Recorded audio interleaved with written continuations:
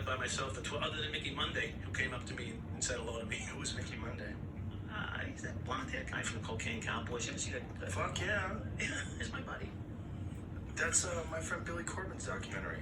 Both of them. Cocaine Cowboys 1 and 2. That guy's your buddy? Yeah. You went to jail with him? I got a picture of him. The two of you together must have some fucking great stories. We were together last week in Miami. Jesus Christ. I was in Miami in his favorite fucking greasy spoon spot down there. Oh, he's out too?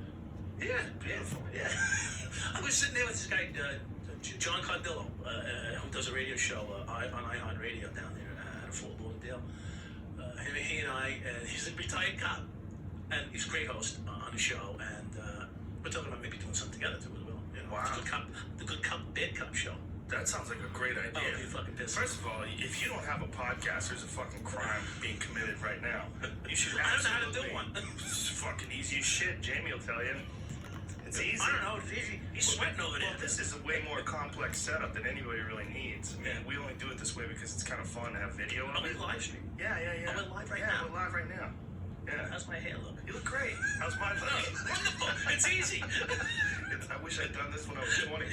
But the point is, like, all you need is a little MP3 recorder. If we had a little recorder that's like the size of a cell phone, like this, like I've done a bunch of them. The size of Kenny's recorder. Well, no, if he wishes he had something this small back then. But I've done a few of them just with my iPhone, where you just set it down on the table, and the microphones in these things are really good. Yeah. You could do it, and then you upload it. It's fucking easy as shit. Yeah, but I need someone like you to feed off if I'm not. Yeah, but you just get it. Like, you just find somebody. Just find somebody in the street. I should you. get one of the guys that I shook down. You could do that. Funny story. I'm at the one of the premieres. I did a lot of those. That's a great idea, actually.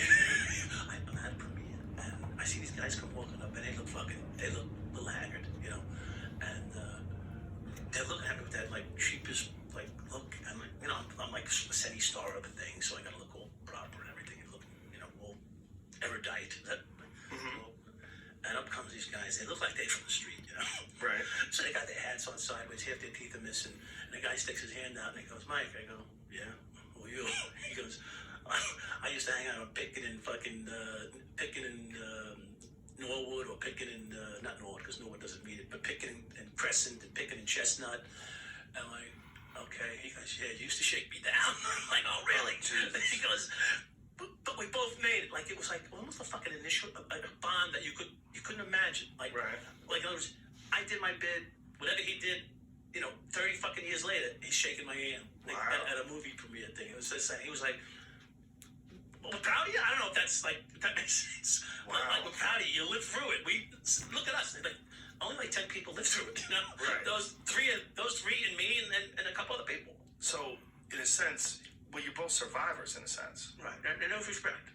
Yeah. There was respect. It was nice to see. That's bizarre, right? I tell you, a couple cops came up to me. They really didn't like it, but they came up and hugged me and said, "Hey, man, you made it. You know, wow. Go on with your life." Which really, to me, you know, I have to be honest with you. You know, you're still a cop in your heart. You know, yeah. You're a fighter. You're a fighter in your heart. You know that.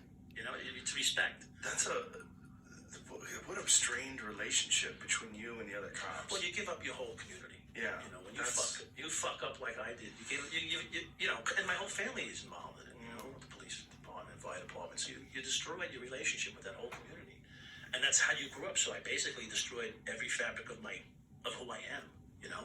But then again, they have to watch that documentary and be fucking entertained. They loved it. I've had people come to me. You know, listen. It was back then, you know. Yeah. So now they know, and they know right. who I am as a human being. I really mean good. I don't always do good, but I do mean well. So. Right. Well, like I said, if I was 23 years old and I was living where you're living and doing that job, I probably would have been right there with you. I probably would have. You're one in 1,000 that said the same exact words. So is it some comfort? Maybe it is. There's some comfort. Well, there's this. I used to have this different look about people. I used to say, well, you know, you're responsible for your own actions, which in a sense you absolutely are. Right. But there's also this concept that all of your own actions and whoever you are, in a lot of ways, are determined by your environment, by how you grew up, by what situation you find yourself in, by the circumstances you find yourself in that situation. Yeah. And there's a lot going on there. And then there's the fun. There was That's a fucking problem. I have to say, That's when I was watching that documentary, I was like, this guy looks like he's having a great fucking time. I don't know if that's a good thing. It's not a good thing. Yeah, It's not a good thing. It's not what I did. But here's the thing, right?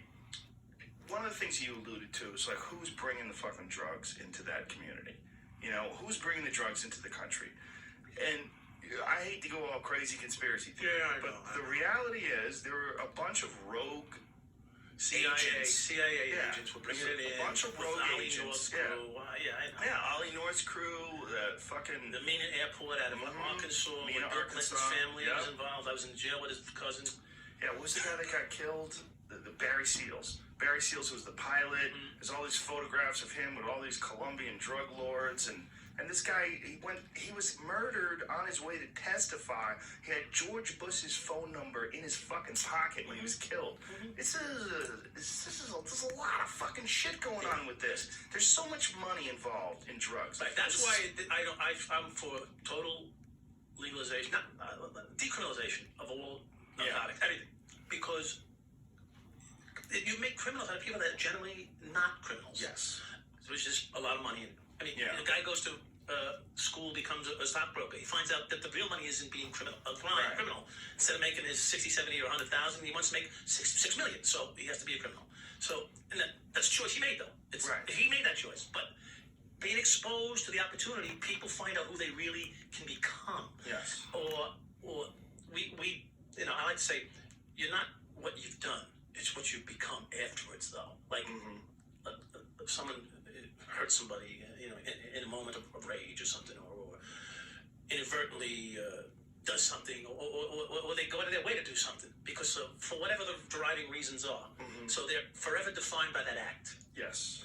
But that's not necessarily who someone is. Well, people love to forever define people by that act because they in some way are very happy it's not them. Right. And so they want to say, you're a piece of shit forever. Right. I run you off forever. Right. How many people did what I did, got away with it, and are throwing fucking stones at me? A lot. Okay. I'm sure. Okay. Listen, go back into the histories in the last, from between, let's go, 85 to 95. Every single, call it ghetto precinct, because that's what it's called in the police world.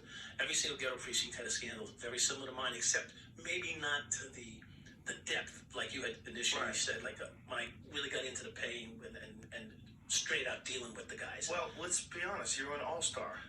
You're an all-star in the world of corruption. Thank you so much. It's what it's like. It's like, there's guys that take it to the next level. I mean, not everybody can be Ronda Rousey. You know what I'm saying? Not everybody can be John Jones. You had her last night on TV. Guys take it to the next level, and you took it to the next level in the world of police corruption. My mother and my children are quite proud of that.